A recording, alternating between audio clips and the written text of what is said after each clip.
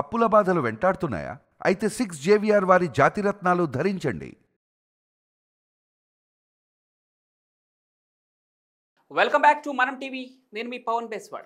దేశంలో corona virus మరోసారి కలకలం రేపుతోంది. ప్రపంచవ్యాప్తంగా ఇప్పటికే పలు దేశాల్లో కరోనా కేసులు నమోదు కాగా భారత్లో కూడా కోవిడ్ కేసుల సంఖ్య క్రమక్రమంగా పెరిగిపోతుంది. ఇది కాస్త 1000ని దాటేసింది. కేరళ నుంచి కర్ణాటక వరకు, మహారాష్ట్ర నుంచి ఢిల్లీ వరకు కొత్తగా వెలుగులోకి వచ్చిన కరోనా కేసులు ఇప్పుడు భయపెడుతున్నాయి.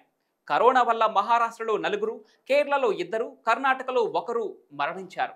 ప్రస్తుతం భారతదేశంలో మొత్తం 1009 యాక్టివ్ కోవిడ్-19 కేసులు నమోదయ్యాయి. ఇక రాష్ట్రాల వారీగా కోవిడ్ కేసులు చూస్తే కేరళలో అత్యధిక సంఖ్యలో కొత్త కేసులు నమోదవుతున్నాయి. కేరళలో అత్యధికంగా 430 యాక్టివ్ కేసులు నమోదయ్యాయి. ఆ తర్వాత మహారాష్ట్రలో 209 కేసులు, ఢిల్లీలో 104 కేసులు, గుజరాత్లో 83, తమిళనాడులో 69, కర్ణాటకలో 47 యాక్టివ్ కేసులు ఉన్నాయి.